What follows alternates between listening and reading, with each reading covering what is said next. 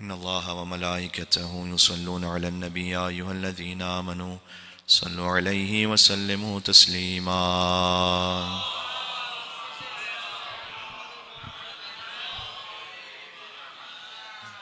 أعوذ بالله من الشيطان الرجيم. بسم الله الرحمن الرحيم. لا حول ولا قوة إلا بالله العلي العظيم. حسبنا الله ونعم الوكيل، نعم المولى ونعم النصير، وبه نستعين. والصلاة والسلام على أشرف الأنبياء والمرسلين حبيب إله العالمين أبي القاسم محمد. اللهم صل على محمد وعلى محمد وعلى آله الطيبين الطاهرين المعصومين سيما بقية الله في الأراضين. اس آیت کی تلاوت آج اس لئے کر رہا ہوں کہ یہ آج ہی کی شب میں نازل ہوئی ہے، دن میں نازل ہوئی ہے کل. الذين أذهب الله عنهم الرجس وطهرهم تطهيرا. اللهم صل على محمد وعلى محمد. رحمة الله على محبيهم واللعنة الدائمة على اعدائهم اجمعین.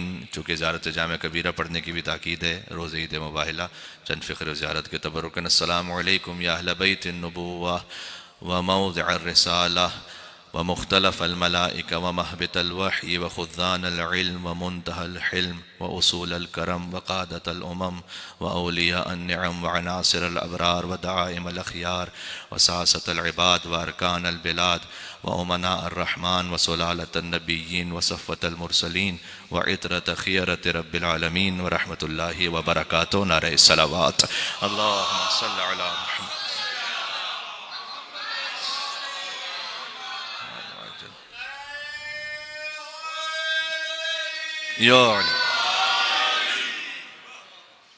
عید تطہیر اور عید مباہلہ اور عید ولایت اور عید اطعام مسکین و یتیم و اسیر مبارک ہو.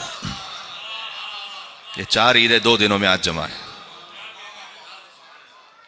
آئے تطہیر کی عید بھی ہے، آئے مباہلہ روز عید مباہلہ بھی ہے کل، عید ولایت بھی ہے.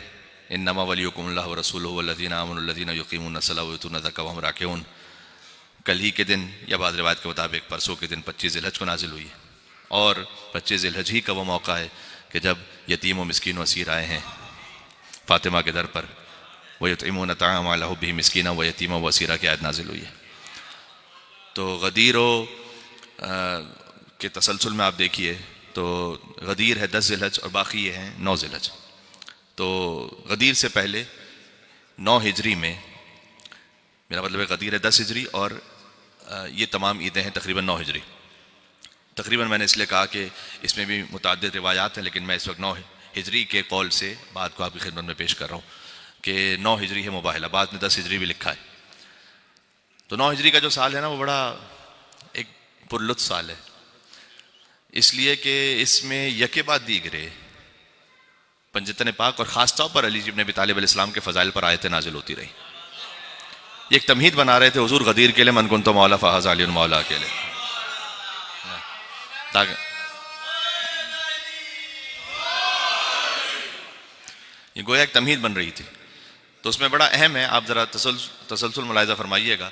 جو 9 ہجری کا سال ہے اس کو عام الوفود بھی کہتے ہیں، یعنی ایئر آف ڈیلیگیشنز. تو یہ وہ سال ہے کہ جہاں حضور مکرم کے پاس متعدد جگہوں سے وفود ملنے کے لیے آئے تھے. اتنے وفد آئے کہ اس کو عام الوفود کہا گیا. جیسے عام الحزن ہے نا غم کا سال، ویسے عام الوفود یعنی ایئر آف ڈیلیگیشنز. اور حضور مکرم کے پاس اب اس میں بعض مرتبہ 2 لوگ آتے تھے، بعض کے جماعت کے ساتھ آتے تھے. نجران کی عیسائی بھی 9 ہجری ہی میں آئے تھے حضور کے پاس. تو جو ڈیلیگیشنز آتے تھے حضور کے پاس، اس میں کچھ تھے بڑے جو سادہ ہوتے تھے، کچھ اپنی کنڈیشنز رکھتے تھے.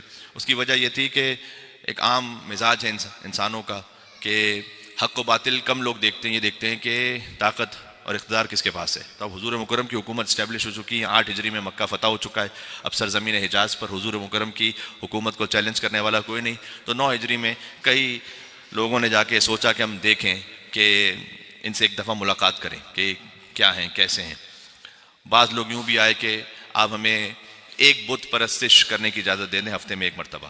بعض آئے جنہوں نے کہا کہ مہینے میں 1 مرتبہ ڈرنک کرنے کی اجازت دے دیں. تو اس طرح سے اب وہ کوئی مومن نہیں تھا. آپ کی دماغ میں یہ نہ جائے کہ مہینے میں 1 دفعہ میں وہ کوئی اور تھے وہ نہیں نا. آج کل جو مزاج کوئی اور چلا گیا ہے. نؤمن ببعض ونکفر ببعض، کہ بعض پر ایمان لے کر آتے ہیں، بعض کا انکار کر دیتے ہیں۔ ایک اچھے عالم دین کی مثال ہے کہ اسلام بوفے کی طرح نہیں ہے، اپنی مرضی سے کچھ سلیکٹ کر لیا باقی چھوڑ دیا، ایسا نہیں۔ تو نؤمن ببعض ونکفر ببعض، کچھ پر ایمان لے کر آتے ہیں، کچھ پر انکار کرتے ہیں، کفر کر لیتے ہیں۔ تو بعض لوگ اس طرح سے آتے تھے کہ ہمیں ایک مرتبہ شراب پینے کی اجازت، مہینے میں ایک مرتبہ شراب پینے کی اجازت دے دیں، اس طرح سے بھی لوگ تھے۔ کچھ بڑے سادہ سے آتے تھے کہ فرض کیجئے کہ واقع کسی نے حضور سے کہا کہ میرے پاس کچھ بکریاں ہیں، کچھ اونٹ ہیں، اگر کوئی انہیں چرا لے تو آپ کی شریعت کیا کہتی ہے؟ تو حضور نے کہا کہ اس پر حد جاری ہوگی اور عدالت ہوگی، کہ بس میرے لیے کافی ہے وہ ایمان لے کر آ گیا، یہ انصاف والا مذہب ہے، میں ایمان لے کر آ جاتا ہوں۔ یہی عام الوفود ہے کہ اس میں وہ بھی آئے تھے حضور کے پاس کہ جن سے پھر ایک ایسی اولاد سامنے آئی کہ میں آپ سے کیا کہوں، عروہ بن مسعود ثقفی، بی بی ام لیلہ کے والد کے والد، وہ آئے تھے حضور مکرم سے ملنے کے لیے، اور وہ خود بھی دین مسیحیت پر تھے۔ تو وہ حضور سے ملنے کے لیے آئے اسی 9 ہجری میں۔ یعنی اب میں رشتوں کی آسانی کے لیے آپ سے کہہ دوں کہ حضرت علی اکبر کے پر نانا امام حسین کے نانا سے ملنے کے لیے آئے تھے، ہے نا؟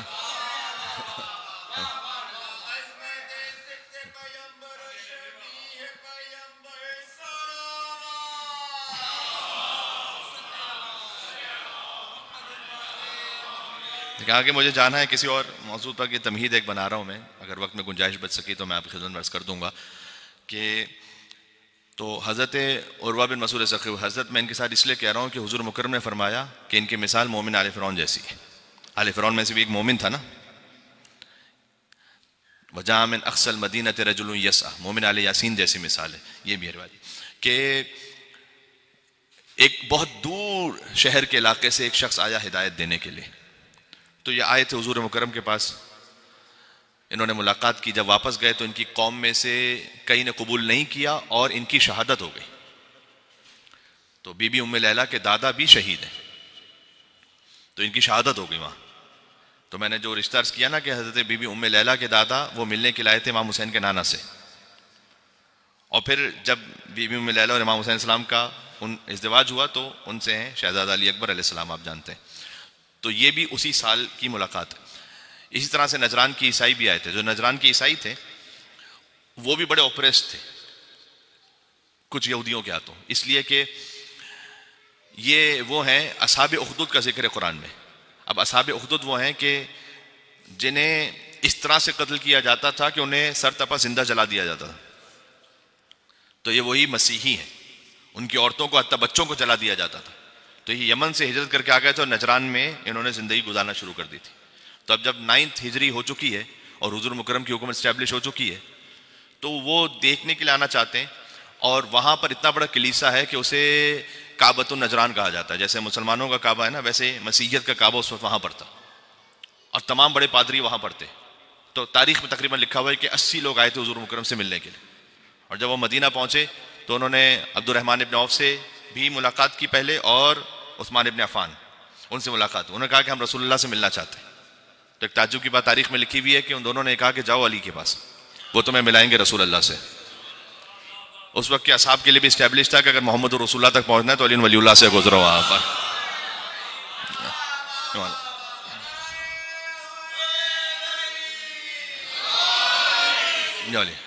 یہ تاریخ آپ کے ذہن میں آ رہی ہے۔ مولا علی نے کہا کہ ایسے تو رسول اللہ ملیں گے نہیں، کیونکہ جس طرح سے انہوں نے فاخرانہ لباس پہنا ہوا تھا اور سونے کے زیورات پہنے ہوئے تھے، سونے کا لباس پہنا ہوا تھا، اس میں سونے کا کام کیا ہوا تھا، حضور مکرم اس طرح سے نہیں ملیں گے تم سے۔ فرمایا جاؤ سادہ لباس پہن کر۔ یعنی تعجب کی بات آپ ذرا ملاحظہ فرمائیے، تعجب ہی ہم اور آپ آج کے زمانے کے اعتبار سے میں کہہ رہا ہوں، حضور اس طرح سے تشریف فرما ہوتے تھے بین الاصحاب کے، باہر سے کوئی آتا تھا تو پوچھتا تھا کہ تم میں محمد کون ہے؟ یہ جملہ آپ نے غور فرمایا کہ میں نے کیا کہا اس میں؟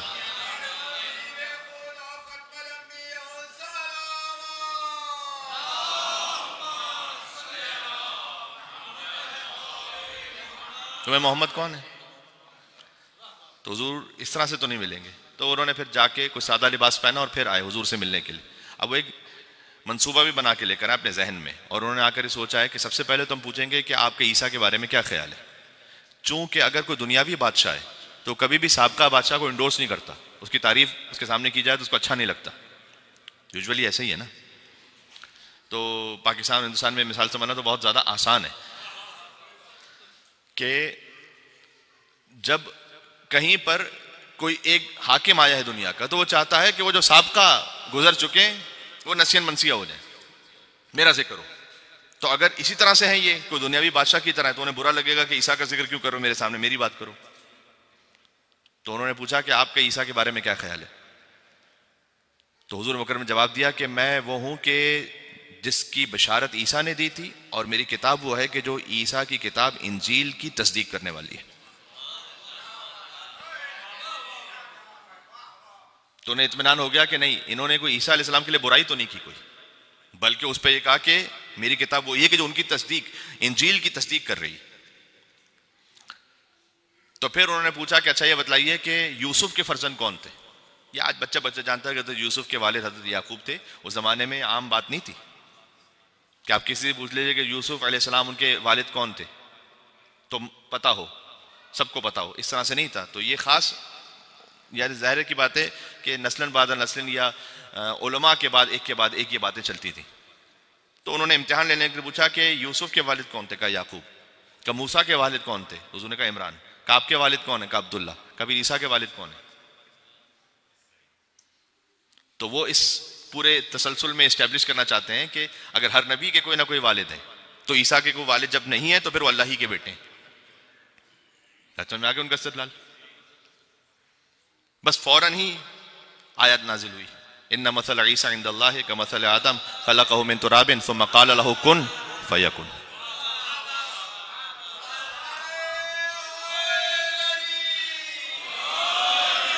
مباہلہ کا جشن ہے، ظاہر ہے یہ تفصیل تو آئے گی تاریخ میں کہ کیا کچھ ہوا. ان مثل عیسیٰ عند اللہ کمثل آدم، یقیناً عیسیٰ کی مثال اللہ کے نزدیک آدم کی مثال ہے. خلقہ من تراب، جیسے کہ آدم کو تراب سے خلق کیا تھا ویسے عیسیٰ کو خلقہ من تراب ثم قال له کن، اس کے بعد اللہ نے کہا ہو جاؤ، فیکون، پس وہ ہو گئے. یہ عرض کر چکا ہوں شاید سالہ گزشتہ غدیر کے کسی جشن میں کہ کن اور یکون کے درمیان وہی فا ہے کہ جو من کنت مولا فہاز علی مولا کے درمیان کی فا ہے. جیسے کن اور یکون کا فاصلہ نہیں ہے نا، ویسے محمد اور علی کی ولایت کے درمیان فاصلہ نہیں، بلا فصل ہے. کن فیکون ثم قال له کن فیکون. جو ایڈم اور ایو آج بچوں کو بھی پڑھایا جاتا ہے، تو ایڈم اور ایو تو کرسچن بھی اس بات کو قبول کرتے ہیں کہ حضرت آدم حضرت حوا کا وجود اور وہ بغیر ماں باپ کی دنیا میں آئے. تو اس لیے ان پر حجت تمام ہو گئی تھی کہ اگر عیسیٰ علیہ السلام کے لیے تم کہتے ہو کہ بغیر باپ کے ہیں تو اللہ کے بیٹے، تو آدم زیادہ سزاوار ہیں اس لیے کہ بغیر باپ کے بھی آئیں بغیر ماں کے بھی آئیں. الحق من ربک، اس کے بعد اگلی آیت نازل ہوئی. یہ مباہلہ سے پہلے کی دو آیتیں جو سنا رہا ہوں. الحق من ربک، اور حق جب تمہارے رب کی جانب سے آ چکا ہے فلا تکن من الممترین، تو شک کرنے والوں میں سے نہ ہونا. اب جب یہ حجت تمام ہو چکی تو انہوں نے کہا کہ ہمیں کچھ وقت چاہیے کہ ہم اس پہ غور و فکر کر لیں. بظاہر شاید کچھ دن گزرے اور یہ طے تو انہیں ہو چکا تھا. ہوئی ابن اخطب ایک یہودی عالم ہے، میں ایک مثال دے رہا ہوں آپ کو سمجھانے کے لیے، جو خود یہ کہتا رہا تھا کہ ہماری کتابوں میں لکھا ہوا ہے کہ ایک نبی آنے والا ہے، لیکن جب حضور مکرم تشریف لائے تو سب سے بڑا دشمن بنا حضور کا. تو خود اس کی بھتیجی کا یہ بیان ہے کہ میں نے سنا کہ میرا باپ اور ہوئی ابن اخطب یہ دونوں ہمارے گھر میں تھے، اور میرے باپ نے پوچھا اپنے بھائی سے کہ کیا واقعی یہ وہی نبی ہے کہ جو تم نے کتابوں میں پڑھا ہے؟ تو جواب دیا اس نے ہوا بالکل وہی ہے. تو خبر قبول نہیں کرتے. قبول کیوں نہیں کرتے؟ کہ میں کیسے مان لوں کہ نسل اسحاق میں سے کوئی نبی نہ نسل اسماعیل میں سے آ جائے؟ یہ جوز ہیں وہ نسل اسحاق میں سے نبوت کو ماننے والے ہیں، تو میں کیسے قبول کر لوں؟ تو ان میں سے تقریباً جو تعداد ہے، اور قرآن کا لفظ اس بات پہ گواہ ہے کہ جب حجت مکمل ہو چکی ہے، اس کا مطلب یہ کہ سمجھ چکے ہیں، تو سبھی وہ ہیں کہ جو اس بات کو جانتے ہیں کہ یہ جو دلیل ہے یہ کافی ہے، اس کے بعد اب کسی اور مزید گفتگو کی گنجائش نہیں ہے. انہوں نے کہا کہ اگر ہم مان لیں گے تو پھر یہ ہماری ساری جلالت اور ہمارا سارا اقتدار اور آہو بھگت کہاں جائے گی؟ تو کوئی فیس بک یا یوٹیوب تو تھا نہیں کہ وہ ڈائریکٹ ٹیلی کاسٹ ہو رہا ہو کہ حضور نے کیا جواب دیا ہے نجران کے عیسائیوں کو. تو انہوں نے جا کر یہ سوچا کہ ہم جائیں گے اور جا کے بتلائیں گے کہ دیکھو ہم نے سوال کیا تھا لیکن مسلمانوں کا ایک رسول جو آیا اس سے ہم مطمئن نہیں ہو پائے. اور قوم ان پر یقین کر لے گی. اور وہ یہ کہتے ہوئے جانے لگے کہ قرآن نے ایک زنجیر باندھ کے ان کو روک لیا کہ ویسے کہاں جا رہے ہو. فمن حاجک فیہ من بعد ما جاءک من العلم، جب علم آنے کے بعد بھی کوئی کٹ حجتی کرے فقل، تو ان سے کہیے تعالوا بلا لاؤ ندعو ابناءنا وابناءکم، تم اپنے بیٹوں کو لاؤ، ہم اپنے بیٹوں کو لاتے ہیں. ایسے کیسے جا رہے ہو؟ وَنِسَاءَنَا وَنِسَاءَكُمْ، تم اپنی عورتوں کو لاؤ، اپنی عورتوں کو لاتے ہیں. وَأَنفُسَنَا وَأَنفُسَكُمْ، تم اپنے نفسوں کو لاؤ، اپنے نفسوں کو لاتے ہیں. ثُمَّ نَبْتَهِلْ فَنَجْعَلْ لَعْنَةَ اللَّهِ عَلَى الْكَاذِبِينَ. کاش میں سمجھا سکوں کہ فَنَجْعَلْ لَعْنَةَ اللَّهِ عَلَى الْكَاذِبِينَ یہ اہل بیت علیہ السلام کی ولایت تکوینی کی طرف اشارہ ہے. مطلب کیا ہے یہاں پر؟ آپ زیارت عاشوراء میں پڑھتے ہیں لعن اللہ امۃ قتلت کا، میرے ساتھ پڑھے گا ولعن اللہ امۃ ظلمت کا، ولعن اللہ امۃ سمعت بذلک فرضیت. اس کا ترجمہ کیا ہے؟ پروردگار تو لعنت کر ان پر جنہوں نے قتل کیا امام حسین کو، جنہوں نے ظلم کیا، جنہوں نے سنا اور اس پر راضی رہے. تو لعنت کر. ہم لعنت کو ایجاد نہیں کر رہے ہوتے اللہ کی، تو لعنت کر. یا اس میں ایک خبر ہے لعن اللہ، اللہ کی لعنت ہو. یہاں وہ یہ نہیں کہہ رہے کہ اللہ لعنت کرے گا جھوٹوں پر. فنجعل، ہم وجود میں لے کر آئیں گے، ہم جعل کریں گے لعنت اللہ، اللہ کی لعنت کو ہم وجود میں لے کر آئیں گے. یہ جعل کا لفظ ہے نا، اللہ تعالیٰ نے اپنے آپ سے مخصوص انی جاعل فی الارض خلیفہ. دیکھیں جعل جعلی اسی سے، تو جعلی جو ہے وہ اردو میں کسی اور معنی میں، عربی میں کسی اور معنی میں. جعلی اردو میں فیک، اور عربک میں ہے کسی کو کچھ بنانا، قرار دینا، خاص طور پر اللہ کی جانب سے. جب یہ بس اردو اور عربی کے جعلی میں وہی فرق ہے جو سقیفہ اور غدیر میں فرق ہے.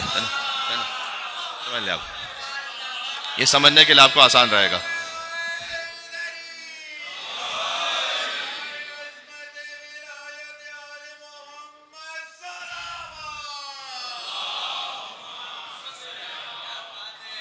جی سمجھ میں آ رہی بات؟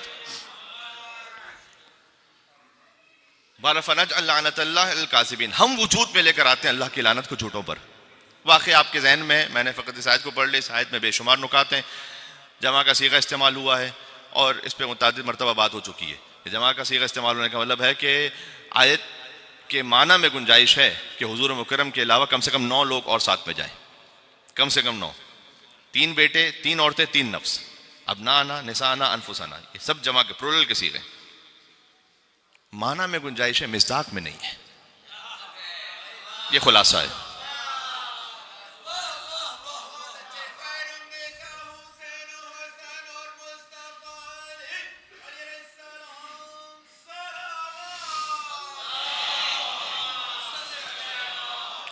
بات واضح ہے.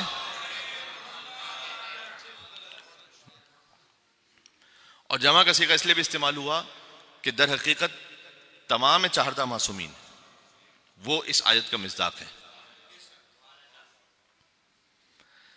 امام رضا علیہ السلام سے مامون نے کہا کہ آپ کو بڑا ناز ہے کہ آپ اپنا آنا میں ہیں، اگر اپنا آنا کا لفظ نہ ہوتا تو آپ کی کیا فضیلت رہ جاتی. امام نے کہا ہم فقط اپنا آنا میں، ہم انفسانہ میں بھی ہیں.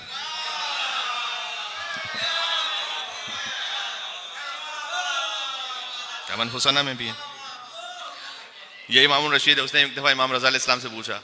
اب دیکھیں یہ میں اس وقت یہ جو بات کہہ رہا ہوں ممبر سے پہلی دفعہ پڑھا، ذرا غور کیجیے گا، بڑی لطیف بات ہے.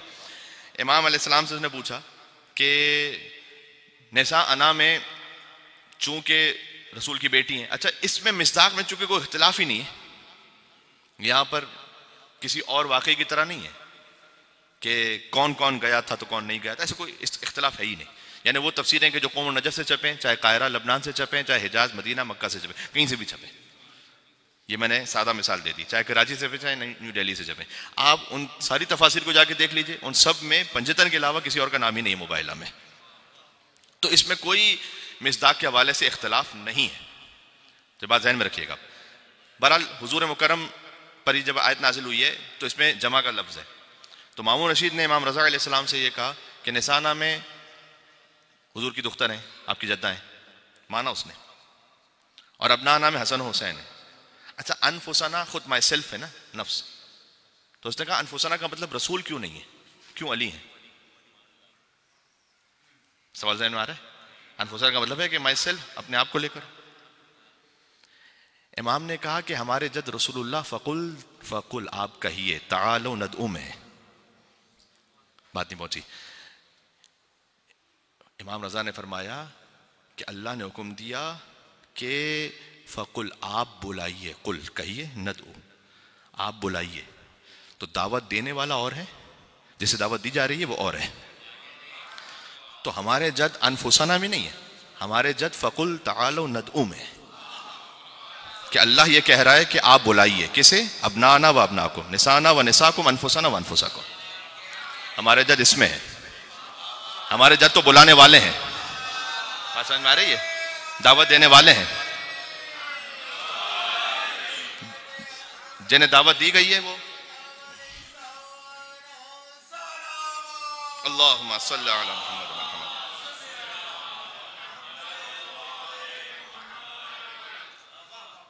اور یہ بات میں آپ سے عرض کر چکا ہوں کہ جمع کا صیغہ حضور مکرم نے خود اس کو پریکٹیکلی ایک طرح سے بتلایا بھی. ایک حیثیت میں ہے کہ نہیں ہے کہ نفس میں دو ہیں، نفس میں ایک ہے، اور ابنا انا میں دو ہیں. لیکن بہرحال علی ابن ابی طالب بھی حضور کے ہی فرزند ہے روحانی طور پر. ابو القاسم محمد ہم اسی لیے کہتے ہیں کہ قاسم علی ہیں اور ابو القاسم محمد ہے. یہ روایت چونکہ سنا چکا، میں جو باتیں سن چکے میری، اس سے میں آگے بڑھ رہا ہوں تھوڑا سا. تو ابنا انا میں 3 بیٹے، علی، حسن، حسین. انفسنا میں 3 نفس، علی، حسن اور حسین. نسانا میں 1 مستور ہے لیکن 3 حیثیتوں میں، ہم فاطمہ تو و ابوہا و بعلہا و بنو. یہ آئے تطہیر کا نزول. سمجھ ہماری بات؟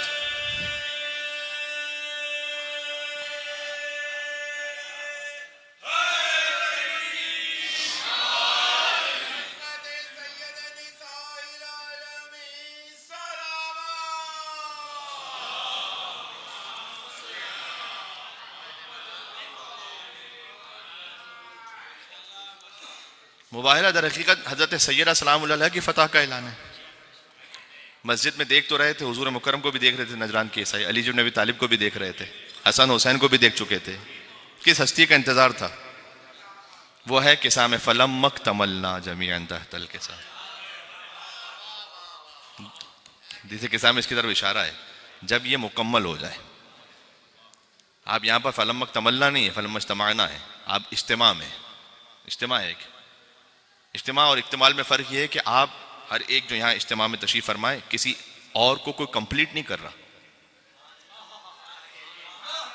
یہ ہوتا ہے اجتماع، سب اپنی انڈیویجول کیپیسٹی میں تشریف فرمائے. اکتمال کا لفظ یہ ہوتا ہے کہ کوئی ایسا آئے کہ جو دوسرے کو مکمل کر لے.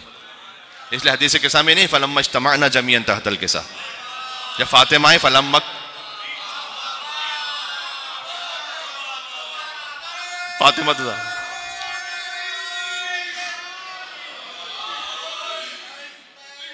سمجھ آ رہے؟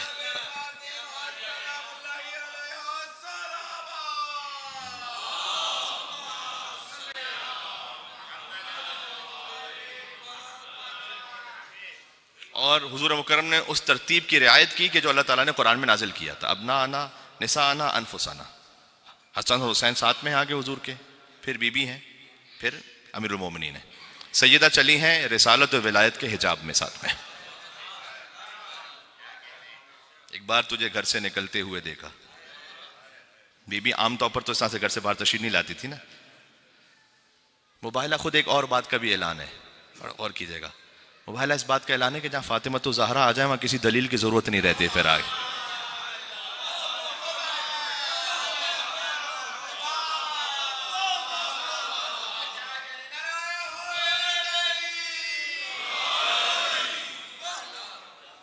ایک بات تجھے گھر سے نکلتے ہوئے دیکھا ہے میرے ساتھ آپ. بی بی فاطمہ زہرا سلام اللہ تشریف لائی ہیں. قرآن تیری ذات میں ڈھلتے ہوئے دیکھا. جب سوئے نصارہ تجھے چلتے ہوئے دیکھا، جب سوئے نصارہ تجھے چلتے ہوئے دیکھا، ہم نے تیرے منصب کو بدلتے ہوئے دیکھا.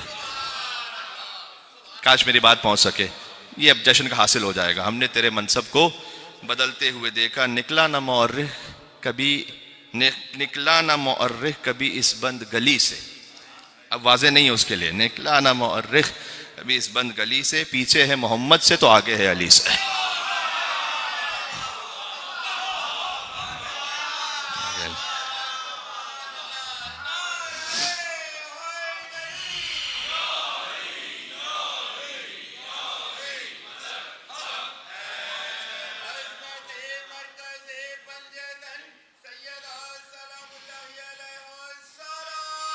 اللہم صلی علی محمد وعلی محمد.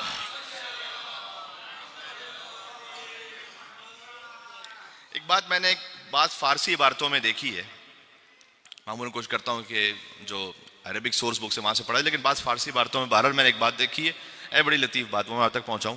اور ایک فارسی خطیب ان سے بھی سنا، تو بہرحال اس خاطر مجھے ایک احتمال ہوا کہ شاید بہرحال تاریخی مصادر میں کہیں موجود ہو یہ بات. میں نے خود فارسی ایک مقام پر دیکھی اس بات کو کہ حضور مکرم تشریف لے گئے تو پنجتن ہے، لیکن پنجتن کے پہنچنے سے پہلے، اب چونکہ ایک میدان میں ہو رہا ہے مباحلہ، آج اس مقام پہ مسجد بھی بنائی گئی، مسجد مباحلہ یا مسجد اجابہ جسے کہتے ہیں، تو بعد میں اس مسجد کا نام اور بھی بدل گیا ہے، شاید مسجد بنی امیہ ہو گیا بظاہر شاید اس وقت، لیکن ایک بڑی مسجد میں ایک بڑے مقام پر وہ مباحلہ ہو رہا ہے، تو حضور مکرم درخت کے سائے میں بیٹھے پنجتن کے ساتھ. آپ گرمی کا تصور فرمائیے، اور درخت ہے جہاں دو درخت مل رہے ہیں. ایک ایسا مقام تھا، حضور نے سلمان سے کہا کہ جاؤ وہاں پر ایک گلیم موٹی چادر جو حضور اپنے گھر سے لے کے چلے تھے، کہ وہ بچھا دو، باقی اور کوئی مباحلہ میں نہیں ہے.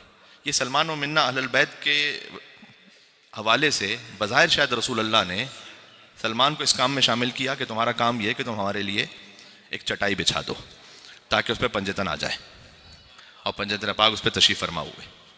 اس سے پہلے کہ حضور مکرم نکلتے، حضور نے سیدہ کے گھر میں چادر میں جمع کیا خود سمیت تمام پنجتن کو، اور ان اللہ قد اوحی الیکم، اللہ تم پر یہ وحی کر رہا ہے کہ انما یرید اللہ لیذھب عنکم الرجس اہل البیت ویطہرکم تطہیرا. آیت تطہیر نازل ہوئی 24 ذی الحجہ کی صبح کو، آیت تطہیر نازل ہوئی. سبحان اللہ. اور حضور مکرم پھر اب پنجتن کے ساتھ نکلے. حضور ہیں سید الانبیاء، علی ہیں سید الاولیاء، فاطمہ ہیں سیدۃ النساء العالمین، حسن حسین ہیں سید شباب اہل جنت اجمعین.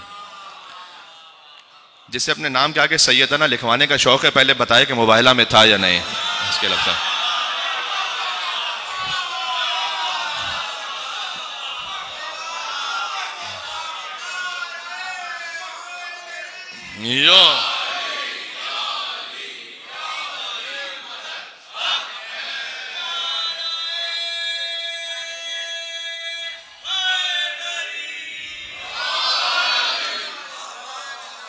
بات واضح ہو گئی.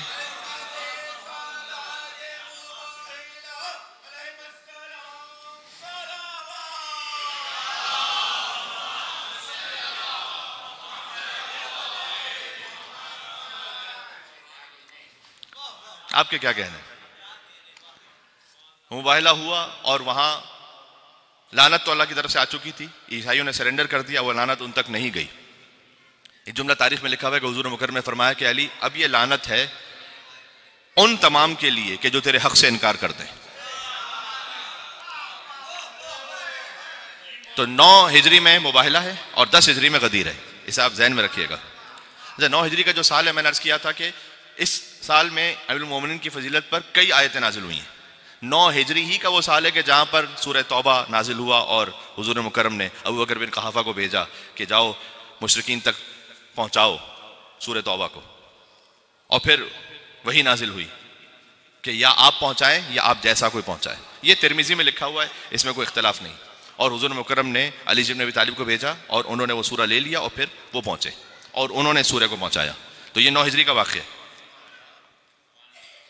9 ہجری ہی میں نے اس کیا مباحلہ ہے. تطہیر اس سے پہلے نازل ہو چکی تھی، آیت دوبارہ نازل ہوئی ہے. یہ ایک مرتبہ نزول نہیں ہوا تطہیر کی آیت کا، 2 یا بعض علماء نے لکھا 3 مرتبہ نازل ہوا ہے. سورہ دہر 9 ہجری کا واقعہ ہے. مباحلہ کر کے پنجتن پاک واپس پہنچے، اور جیسے واپس پہنچے تو امیر المومنین مسجد میں تشریف لے گئے. ظہر کا وقت تھا، ظہر کی نافلہ ہو رہی تھی. ایک فقیر آیا کہ پروردگار تیرے گھر سے خالی جا رہا ہوں. مرکز ولایت نے اپنا ہاتھ آگے بڑھایا، اللہ نے آیت نازل کی انما ولیکم اللہ ورسولہ والذین آمنوا الذین یقیمون الصلاۃ ویؤتون الزکاۃ وهم راکعون. بات تمام ہو رہی ہے.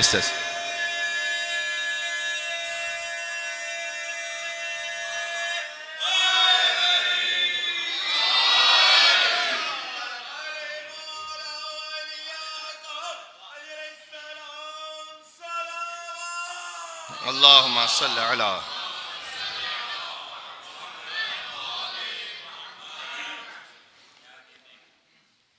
امیر المومنین کے لیے آیت نازل ہوئی.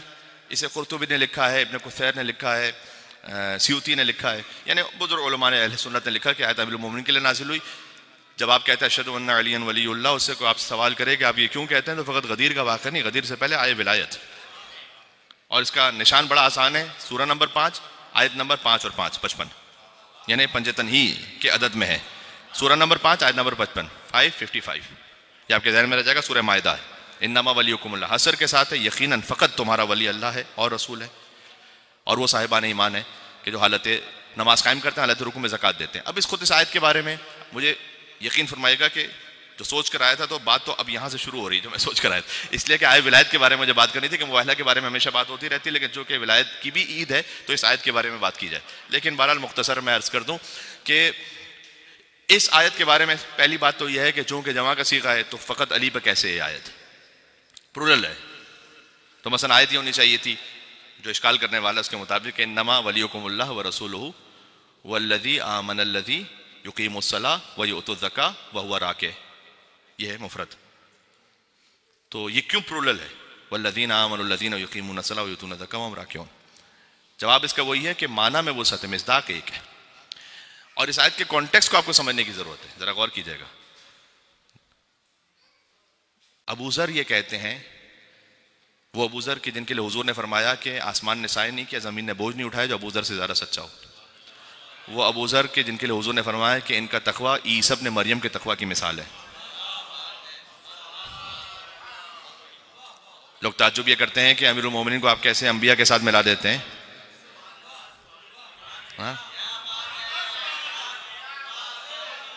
امیر المومنین کے وہ عاشق اور چاہنے والے کو جو 10ویں درجے پر نہیں 9ویں درجے پر ہے، انہیں حضور مکرم نے کہا کہ ان کا تقویٰ اور زہد وہی ہے کہ جو عیسی ابن مریم کا زہد و تقویٰ ہے. جی اسی آیہ انفسنا پر فخر الدین رازی جیسے متعصب شخص نے بھی لکھا ہے کہ حضور نے فرمایا چونکہ نفس کا مطلب ہے کہ ان جیسا کوئی ہو، اور جو علی تھے وہ نفس سے رسول کی منزل پر ہے، لہٰذا اب جو کچھ رسول اللہ کو حاصل ہوا وہ علی کو بھی حاصل ہوا. اور اس کے بعد انہوں نے حدیث لکھی، بعد میں کہا کہ یہ خلاف اجماع ہے، لہٰذا ہم اس کو نہیں مانیں گے. لیکن حدیث انہوں نے لکھی، کیا خلاف اجماع ہے؟ حدیث خلاف اجماع نہیں ہے. حدیث تو ٹھیک ہے کہ جو دیکھنا چاہتا ہو آدم کو ان کے علم میں، نوح کو ان کی اطاعت میں، عزم نہیں ہے یہاں پر، نوح کو ان کی اطاعت میں، ابراہیم کو ان کی خلت میں، موسیٰ کو ان کی ہیبت میں، عیسیٰ کو ان کے تقویٰ میں. فَلْيَنْظُرْ إِلَىٰ عَلِيٍّ رضی اللہ عنہ، انہوں نے اس طرح سے لکھا اس حدیث کو کہ وہ دیکھے علی بن ابی طالب کو. اچھا رضی اللہ تعالیٰ عنہ ایک بڑا اچھا لقب ہے، چونکہ منسوب کچھ اور لوگوں سے ہو گیا اس لیے ہمیں تھوڑی سی اس میں کراہت محسوس ہوتی ہے، ورنہ اس میں کوئی تکلیف کی بات نہیں ہے، بالکل ٹھیک لقب ہے رضی اللہ عنہ و رضوا عنہ، کہ اللہ تعالیٰ نے قرآن میں کہا ہے. البتہ یہ کہ الگ الگ کلاسز ہیں، ایک کلاس وہ بھی ہے اور ایک پھر صلوات اللہ وسلامہ علیہ وہ ایک مقام اور بھی ہے. تو شاید ہمیں تھوڑی سی تکلیف اس لیے ہوتی ہے کہ اگر فرض کیے کوئی پی ایچ ڈی آیا ہو تو آپ اس کا تعارف اس طرح سے نہیں کروائیں گے کہ انہوں نے میٹرک بہت اچھے نمبر سے کیا ہوا ہے، تو جس کی جو کلاس ہے اس کو اس اعتبار سے کہنا چاہیے. تو علیہم السلام انہوں نے یہ لکھا کہ علی ابن ابی طالب وہ ہیں کہ آدم کا علم اور نوح کی اطاعت اور ابراہیم کی خلت اور موسیٰ کی ہیبت اور عیسیٰ کا تقویٰ. بات تمام ہو رہی ہے، اس سے ذرا غور فرمائیے گا. لیکن ہم علی کو انبیاء جیسا اس لیے نہیں مانیں گے کہ ہم خلاف اجماع ہے یہ بات کہ کسی غیر نبی کو نبی جیسا کہا جائے، نبی کے برابر کہا جائے. ایک تو بات یہ ہے کہ جس کا جو منہ اٹھا کے آ جائے گا وہ کہہ دے گا اجماع ہے. میرے بھائی جب قرآن کی آیت کہہ رہی ہے اور حدیث نبوی کہہ رہی ہے تو ہمارے اجماع کی کیا حیثیت ہے؟ اور کیا دوسرا یہ نہیں لکھا ہوا بخاری میں کہ کیف انتم اذ نزل ابن مریم فیکم وامامکم منکم، تمہاری کیا کیفیت ہوگی جب عیسیٰ ابن مریم نازل ہوں گے اور امام تم میں سے ہوں گے؟ تو جو امامت کروا رہا ہے وہ عیسیٰ سے افضل ہو گیا یا نہیں ہو گیا؟ کتاب البخاری کی حدیث. اس کا مطلب یہ ہے کہ یہ پاسبلٹی ہے کہ کوئی غیر نبی ہو لیکن کسی نبی کا امام ہو. تو یہ جو مباہلہ کی آیت ہے اس کے بعد ہے انما ولیکم اللہ ورسولہ، یعنی وہ آل عمران کی آیت ہے، یہ بعد میں نازل ہوئی. اور جب یہ آیت نازل ہوئی تو اسے علماء اہل سنت نے، فخر الدین رازی نے اسے نہیں مانا کہ یہ علی بن ابی طالب کے بارے میں مختلف، اور اس نے اقوال لکھے، 16 اقوال بھی لکھے ہوئے ہیں بعض کتابوں میں کہ شاید یہ مطلب ہے، شاید یہ اس کے لیے، شاید اس کے لیے، شاید اس کے لیے علی کا نام ہی نہیں، 16 میں بھی نام نہیں، اس طرح سے بھی ہے. اور بعض نے اس کو قبول کیا. کیا مولا کائنات کے لیے فقط یہ ایک آیت ہے ان کے انفاق پر؟ نہیں، ایسا نہیں. سورہ حشر آپ کے ذہن میں رہے گا، اس کی بالکل ابتدائی آیتوں میں سے سورہ حشر کی بظاہر اس وقت ذہن میں آ رہا ہے نمبر شاید 12 ہے یا 24 ہے، میں 12 اور 24 میں تھوڑا سا اشتباہ کر رہا ہوں، لیکن سورہ حشر میں جا کے دیکھیے وَيُؤْثِرُونَ عَلَىٰ أَنفُسِهِمْ وَلَوْ كَانَ بِهِمْ خَصَاصَةٌ۔ امیر المومنین کے گھر پہ مہمان آیا، حضرت سید السلام اللہ سے کہا کہ مہمان کے لیے کچھ ہے تم پیش کر دیں، کہ بس اتنا ہے کہ مہمان کے لیے ہو سکے، ہمارے لیے کچھ نہیں ہے پھر۔ تو امیر المومنین نے چراغ کو بجھایا، مہمان کے سامنے رکھا اور خود اپنی خالی پلیٹ کو لے کے بیٹھ گئے، اس طرح سے کہ جیسے وہ کھا رہے ہیں اس کے ساتھ۔ اور امیر المومنین نے مہمان کے ساتھ بظاہر کھانا نہیں کھایا اصل میں، لیکن اس طرح سے اظہار کیا کہ جیسے میں کھا رہا ہوں، اور اس نے وہ کھانا کھا لیا۔ اور جیسے وہ مہمان باہر نکلا تو حضور مکرم نے فرمایا کہ ابھی اس وقت علی و زہرا کی آیت نازل ہوئی ہے کہ یؤثرون علی انفسہم، یہ اپنے نفسوں سے گزر جاتے ہیں، ولو کان بہم خصاصہ، اگرچہ کہ خود شدید تنگ دستی میں ہوتے ہیں لیکن انفاق کر دیتے ہیں۔ یہ آیت نازل ہوئی امیر المومنین کے لیے، وَمَن یُوقَ شُحَّ نَفْسِهِ، اور جو اپنے نفس کو لالچ سے بچا لے فَأُولَٰئِکَ هُمُ الْمُفْلِحُونَ، وہی ہیں کہ جو فلاح یافتہ ہے۔ امیر المومنین کے لیے انفاق میں وہ آیت بھی نازل ہوئی ہے کہ حضور مکرم نے 300 دینار دیے تھے مولا علی علیہ السلام کو۔ 300 دینار خود مولا علی کے لیے تھے۔ 300 دینار وہ ہیں کہ جن سے اگر آپ اس زمانے میں جا کے دیکھیں تو کم سے کم 4 سے 5 گھر بن جاتے ہیں۔ تو امیر المومنین باہر نکلے تو ایک خاتون انہوں نے کچھ مانگا مولا علی علیہ السلام سے، تو مولا علیہ السلام نے 100 دینار اسے دی۔ تو مشہور یہ ہو گیا، مدینہ میں مشہور ہو گیا، چونکہ اس خاتون کا جو کام تھا وہ غیر شرعی کام تھا، تو مشہور یہ ہو گیا کہ علی بن ابی طالب نے کسی ایسی خاتون کو 100 دینار دیے، یہ مشہور کر دیا کچھ منافقین نے۔ اگلے دن پھر امیر المومنین پر گویا ایک استحضاء کرنے کے لیے ایک امیر انسان آیا، لیکن اس نے مانگا کہ اے علی کچھ دے دیجئے، تو مولا کائنات نے 100 دینار اسے دے دیے۔ تو یہ مشہور ہو گیا کہ مدینہ میں کہ علی بن ابی طالب امیروں میں بانٹ رہے ہیں۔ اور تیسرے دن پھر یہ ہوا کہ ایک چور آیا اور اس نے امیر المومنین سے کچھ مانگا اور مولا نے 100 دینار اسے دے دی، تو کہا علی چوروں کو دے رہے ہیں۔ جب یہ 3 دن اس طرح سے واقعہ ہوا تو حضور مکرم نے جمع کیا اصحاب کو، جن میں کچھ منافقین بھی تھے، ان کو جمع کیا، اور جمع کرنے کے بعد کہا کہ جبریل نے مجھ سے آ کر یہ کہا ہے کہ علی بن ابی طالب نے جو پہلے دن 100 دینار انفاق کیا تو اس خاتون نے اللہ سے وعدہ کیا کہ پروردگار تو نے مجھے یہ 100 دینار عطا کر دی ہے، میں آئندہ زندگی بھر فعل حرام نہیں کروں گی۔ اور پھر جو امیر بن کر آیا تھا اور امیر تھا اور بظاہر مانگنے کے لیے آ گیا تھا، اس نے کہا کہ پروردگار، وہ اس نے زکوٰۃ کبھی نہیں نکالی تھی زندگی میں، اس نے کہا پروردگار تو نے مجھے 100 دینار علی کے ہاتھوں سے عطا کروا دیے، تو اب میں زندگی بھر زکوٰۃ کا پابند رہوں گا، کبھی زکوٰۃ کو غصب نہیں کروں گا۔ اور چور نے آ کر یہ کہا کہ پروردگار تو نے مجھے علی بن ابی طالب کے ہاتھوں 100 دینار دلوائے، تو آئندہ میں زندگی میں کبھی چوری نہیں کروں گا۔ حضور نے یہ کہا اور اس کے بعد حضور نے کہا کہ ابھی اس وقت سورہ نور کی آیت نمبر 37 نازل ہوئی ہے کہ رجال لا تلہیہم تجارۃ ولا بیع عن ذکر اللہ، کچھ مردان خدا ایسے ہیں کہ مال دنیا اور تجارت انہیں اللہ کی یاد سے کبھی غافل نہیں کیا کرتے۔ مل کے صلوات بے نام امیر المومنین حیدر کرار علی بن ابی طالب علیہ الصلوۃ والسلام پر، اللہم صلی علی۔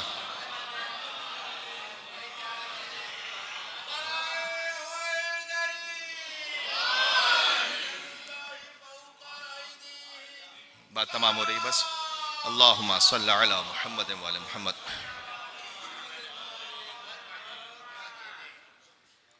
تاریخ میں عمر بن خطاب کے لیے لکھا ہے کہ اس آیت کے نازل ہونے کے بعد کہ انما ولیکم اللہ ورسولہ والذین آمنوا الذین یقیمون الصلاۃ ویؤتون الزکاۃ وہم راکعون، 40 دن تک انگوٹھی دیتے رہے۔ کہ کوئی آیت آئی ہے یا نہیں آئی؟ اچھا مجھے بتلائیے گا، میں ایک نتیجہ کلی دے کر بات تمام کر رہا ہوں۔ نماز پڑھنا اچھا کام ہے یا برا کام ہے؟ اچھا کام ہے۔ اور زکوٰۃ دینا اچھا کام ہے یا برا کام ہے؟ اچھا کام ہے۔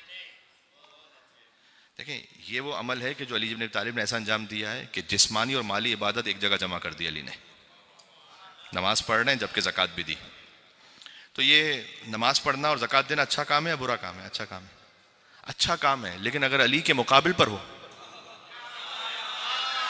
تو یہی اچھا کام سب سے برا کام ہے۔ یہ بات ذہن میں رکھیے گا.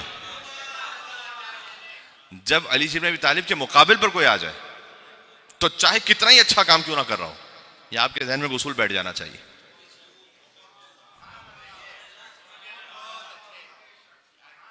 قرآن سے فیصلہ کروانا اچھا کام ہے، برا کام؟ اچھا کام ہے.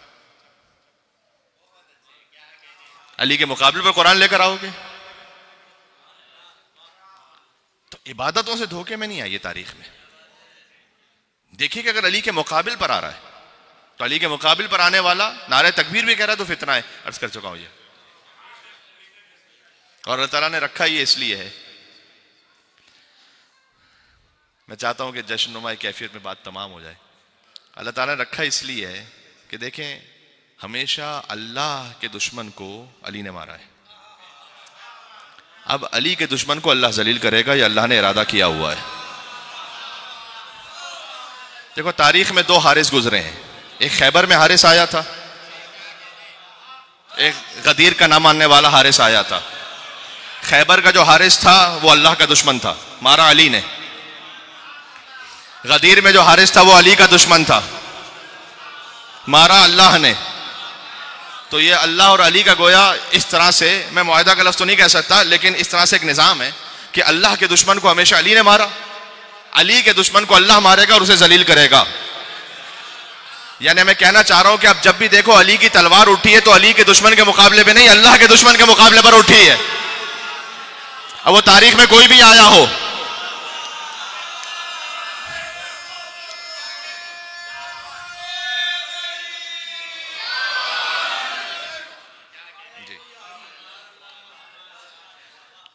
تو عزیزوں بات تمام ہو گئی. آئے ولایت نازل ہوئی 9 ہجری کو مبالہ ہی کے دن، اور اگلے دن پھر یتیمون الطعام علی حبہ مسکینا و یتیما و اسیرا کی آیت نازل ہوئی. اللہ سبحانہ و تعالیٰ انشاءاللہ اس عید کو بہت زیادہ بابرکت قرار دے، اور اس عید مباہلہ کے صدقے میں انشاءاللہ جو اہل بیت کے یہاں خوشی ہے، تو آپ تمام حضرات اگر کسی کوئی پریشانی کو مشکل میں ہے تو اللہ تعالیٰ اس عید کے صدقے میں اس پریشانی مشکل کو حل فرمائے، دل کو قرار و سکون عطا فرمائے. پروردگار تو ہمارے اعضاء و جوارح کو حرام سے محفوظ فرما دے، اور زندگی ویسے کہ جیسے اہل بیت علیہ السلام کی اطاعت میں گزارنے کی توفیق عطا فرماتے.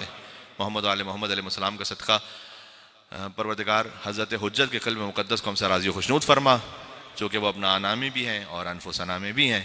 تو در حقیقت وارث غدیر اور وارث مباہلہ حضرت حجت اجل اللہ تعالیٰ فرجہ شریف ہیں. ان کے ظہور پر نور میں تعجیل کے لیے عید غدیر اور مباہلہ دونوں کی مبارکباد مولا کی خدمت میں پیش کرتے ہوئے یہاں سے وہاں تک پرزور مل کے بلندر صلوات بھیجیں محمد و آل محمد علیہ السلام پر. اللہم صلی علی محمد و آل محمد وعجل فرجهم.